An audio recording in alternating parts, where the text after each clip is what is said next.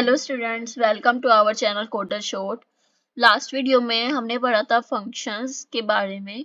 Functions के हमने पास by value देखा था। आज हम देखेंगे पास बाय रेफरेंस। उससे पहले हम दो तीन चीजें फंक्शंस के बारे में पढ़ लेते हैं कि फंक्शंस में ये चीजें जो होती हैं इम्पोर्टेंट होती हैं, उनको ध्यान रखना, नोटिस रखना कि ये जो चीजें होती हैं बहुत इंपॉर्टेंट रखती है। वो दो तीन चीजें अब हम आपको पढ़ाएंगे क्या होता है।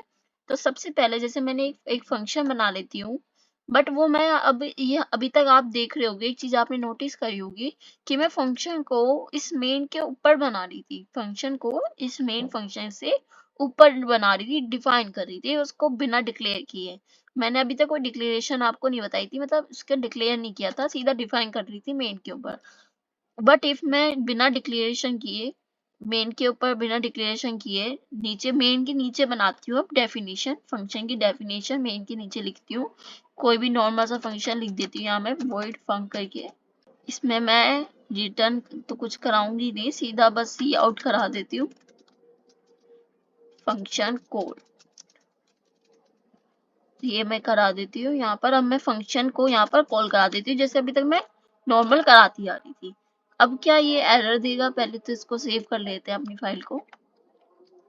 13 आई थिंक ये 14 है, 14th लेक्चर।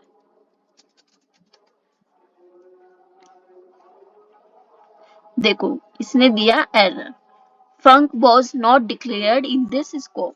ये कह रहा है फंक्शन जो है वो डिक्लेयर नहीं है इस स्कोप के अंदर, या हमारे स्कोप जो है इसका डिक्लेयर नहीं। अब ये क्या हो रहा है मैं आपको बताती हूँ किस क्यों एरर दे रहा है। ये फंक्शन तो हमने इस प्रोग्राम के अंदर ही बनाया है, 14 लेक्चर वाली फाइल के अंदर ही मैंने ये प्रोग्राम बनाया है फंक्शन नाम का। तो ये एरर क्यों दे रहा है? तो ये एरर इसलिए देता है क्योंकि जो हमारा कंपाइलर होता है, कंपाइलर क्या करता है से देव सी प्लस प्लस के कि यहाँ पर वन बाय वन लाइन को एग्जीक्यूट करता है। पहले तो मैंने ये बताया था मेन फंक्शन की एग्जीक्यूशन होती है, बट जो रीड करता है वो one by one line read हो रही होती है इसके अंदर।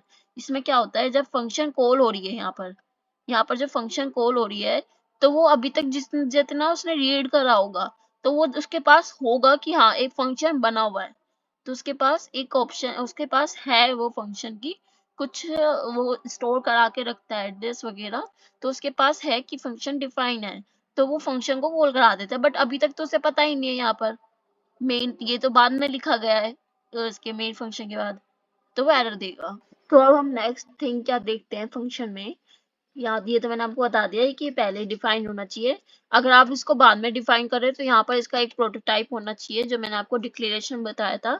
इसकी यहाँ पर डिक्लेरेशन जो होती है वो होनी चाहिए, जैसे यहाँ पर void, आप बस इतना लिख दोगे फंक, इतना ही लिख दोगे तो इसमें कोई बॉडी नहीं होती, ये डिक्लेरेशन है। तो कंपाइलर को यहाँ पता चल जाएगा कि एक फंक नाम का हमारी डिक्लेरेशन हो रखी है, तो फिर वो एग्जीक्यूट हो जाएगा।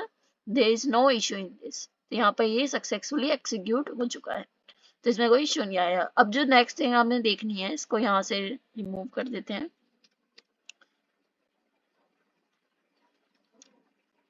एक और फंक्शन बनाते हैं, यहाँ पर void ही ले लेते हैं। यहाँ पर एक इंटीजर a ले लेते हैं, इंटीजर b ले लेते हैं। अब जब ये हमने फंक्शन बनाया है तब हमें क्या करना होगा, यहाँ पर उतने ही पैरामीटर्स पास कराने होंगे जितने पैरामीटर्स यहाँ पर हैं। अगर आप यहाँ पर सिर्फ एक ही पैरामीटर पास कराओगे, लाइक मैंने सिर्फ 5 लिखा यहाँ पर मैंने कोई 2 पैरामीटर्स नहीं दिए, तो यहाँ पर क्या आएगा, एरर शो होगा कि यहाँ पर एक आर्ग्यूमेंट शो हो रहा है, आर्ग्यूमेंट एरर जो होगा एक शो होगा, too few arguments to function void। इसके अंदर एक फ्यू मतलब एक और आर्ग्यूमेंट जो होगा पास होना चाहिए, एरर हमारा शो हो रहा है। तो ये दो तीन चीजें आपको ध्यान रखनी पड़ेंगी कि यहाँ पर दो ही पास हो, दो से ज्यादा ना होगा, दो से ज्यादा करोगे तब भी एरर शो होगा, दो से कम करोगे तो उतने ही पैरामीटर्स पास होने चाहिए जितने फंक्शन में है। तो इस तरीके से हमारा फंक्शन होता है। और मैंने आपको जैसे पास बाय वैल्यू बताया था, अब मैं एक पास बाय वैल्यू का एक एग्जांपल और दूंगी जिससे की वजह से आपको थोड़ा समझ आएगा कि हमें पास बाय रेफरेंस क्यों यूज करना पड़ता है। तो एक इंटीजर a ले लेते हैं, इसमें मैं 5 ले लेती हूँ बाय डिफॉल्ट, b में 7 ले लेती हूँ। हम कराएंगे स्वैपिंग कराएंगे a और b की। a में 7 आ जाएगा, b में 5 आ जाएगा, हम इसकी स्वैपिंग कराना चाहते हैं। तो स्वैप हमें स्वैप कराना है, तो यहाँ पर मैं a और b को पास करा देती हूँ फंक्शन में, और यहाँ से कुछ रिटर्न तो नहीं कराऊंगी, सीधा a और b को यहाँ से ले लेते हैं और यहाँ के इसके अंदर स्वैप कराएंगे। तो स्वैपिंग कराने के लिए हमें एक वेरिएबल लेंगे इंटीजर टेम्प, टेम्प के अंदर एक वेरिएबल इसमें a पास करा देंगे, टेम्प के अंदर a में अब डालेंगे हम b में डालेंगे टेम्प। अब यहाँ पर क्या हो रहा है, आप इसमें स्वैपिंग वाला प्रोग्राम थोड़ा समझो क्या होता है। ये बहुत जगह कॉलेजेस में पूछा भी जाता है स्वैपिंग का, ये तो बेसिक है एकदम, तो स्वैपिंग आपको आनी चाहिए।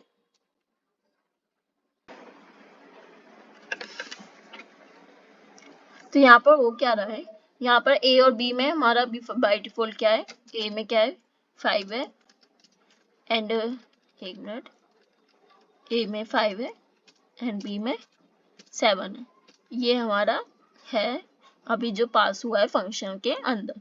अब हमने एक टेम्प नाम का वेरिएबल बनाया है इंटीजर टेम्प, टेम्प में डलवा दी a की वैल्यू, a में क्या है 5 है, तो टेम्प में क्या आ गया 5 आ गया।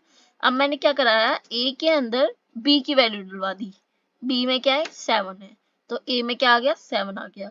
अब मैंने b के अंदर टेम्प की वैल्यू डलवा दी, टेम्प में क्या है 5 आ गया, तो आप देखोगे a के अंदर 7 हो गया और b के अंदर 5 हो गया, और पहले क्या था a के अंदर 5 था, b के अंदर 7 था। तो इस तरीके से स्वैपिंग हमारी जो होगी a और b की परफॉर्म हो गई। अब इसके अंदर हम करा देते हैं C out swap a and b in inside function, function के अंदर हमने ये स्वैपिंग करा दी, a और b को ले लिया, प्रिंट करा दिया हमने यहाँ पे एक एंडल लगा देते हैं। अब ये तो इसके अंदर हो गया। अब मैं यहाँ पर फंक्शन क्या हमारा रियल जो वैल्यू थी a एंड b, क्या वो भी यहाँ पर स्वैप हो चुकी है, यहाँ पर जो थी इस मेन फंक्शन के अंदर। ये तो फंक्शन a जो फंक्शन था फंक नाम का, फंक नाम की जगह इसको स्वैप कर देते हैं, ज्यादा बेटर रहेगा, स्वैप कर देंगे, स्वैप रख देते हैं, मे बी स्वैप इसका कोई इनबिल्ड हो तो इशू दे, स्वैप नाम का रख देते हैं फंक्शन। ये स्वैप हमने फंक्शन बना दिया, तब स्वैप फंक्शन के अंदर जो होगा स्वैपिंग हो रही है। अब ये मेन फंक्शन में भी हुआ होगा क्या, चेक करते हैं एक बार, सी आउट करा देंगे, यहाँ पर सेम ये लाइन लिख देते हैं, बट ये होगा swap inside the outside the function, a and b swap हो रहा है but in outside the function. क्या ये स्वैप हुआ होगा, चेक करते हैं, यहाँ पे हैंडल है, ओके डन करते हैं, आउटपुट देखते क्या आता है।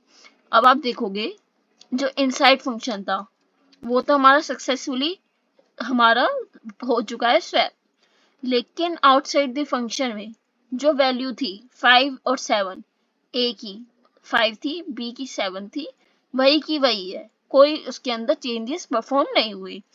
अब आता है यहाँ पर कंसेप्ट पास बाय रेफरेंस। अब पास बाय रेफरेंस क्या करेगा, हमारे जो चेंजेस फंक्शन के अंदर होंगे उस वेरिएबल में, वही चेंजेस वो हमारे पूरे प्रोग्राम में मेन फंक्शन में भी रिफ्लेक्ट करेंगे।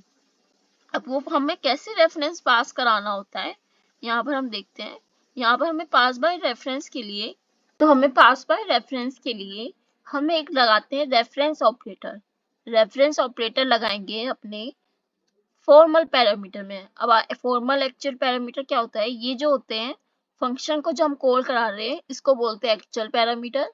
जब फंक्शन को कॉल कर फंक्शन जो डेफिनेशन है उसके अंदर जो पैरामीटर्स हैं उसको बोलते हैं फॉर्मल पैरामीटर।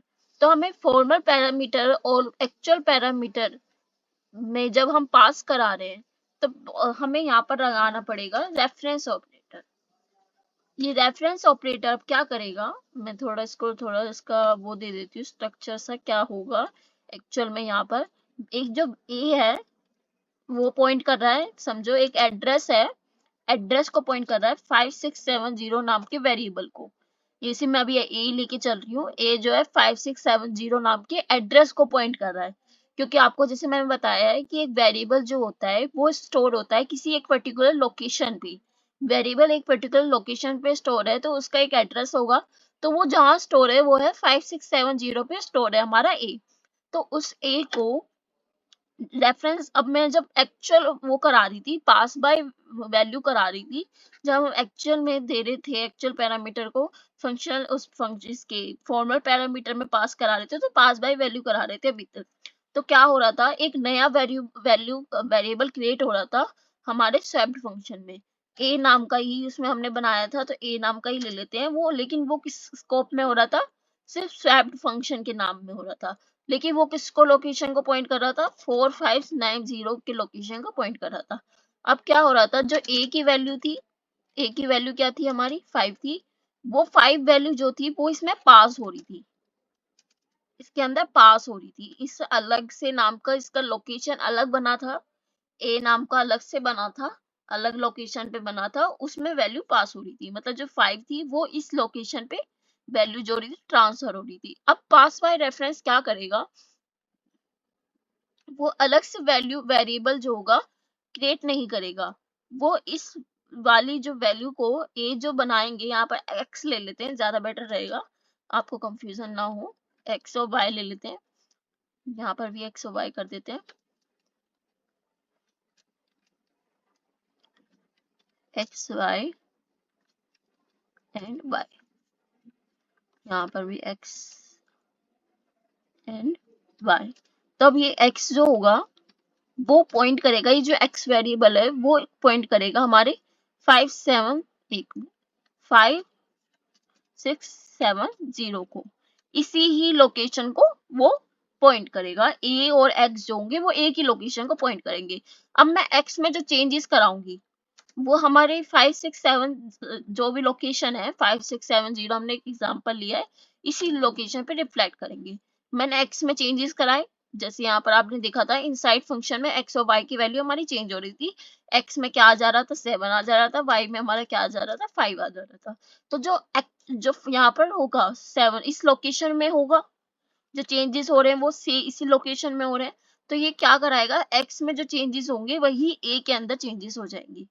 तो सिंपल लैंग्वेज में आपको बताऊं तो ये क्या होगा कि जो चेंजेस हम इसके अंदर करा रहे हैं, इस x और y के अंदर करा रहे हैं, वो चीजेस इसमें भी रिफ्लेक्ट होंगे बाय पास बाय रेफरेंस में, अगर हम ये रेफरेंस ऑपरेटर यूज कर देते हैं तो। आपको ये इजीली समझ आ गया होगा, जितना मेरे से हो सका मैंने आपको इजीली समझाने की कोशिश की है। बट इफ कोई डाउट होता है तो आप कमेंट करके पूछ सकते हो, मैं एक और वीडियो बना दूंगी इसके ऊपर, आपको पास बाय रेफरेंस दोबारा अच्छे से समझाने की कोशिश करूंगी, तो आप कमेंट करके पूछ सकते हो कोई भी डाउट। अब इसको एक बार रन करके देख लेते हैं हमारा आउटपुट क्या आएगा। अब आप देखोगे दोनों साइड हमारा 7 और 5 7 5 हो चुका है। तो इस तरीके से हम पास बाय रेफरेंस करा सकते हैं। आज के लिए इस वीडियो में इतना ही, मिलते हैं नेक्स्ट वीडियो में।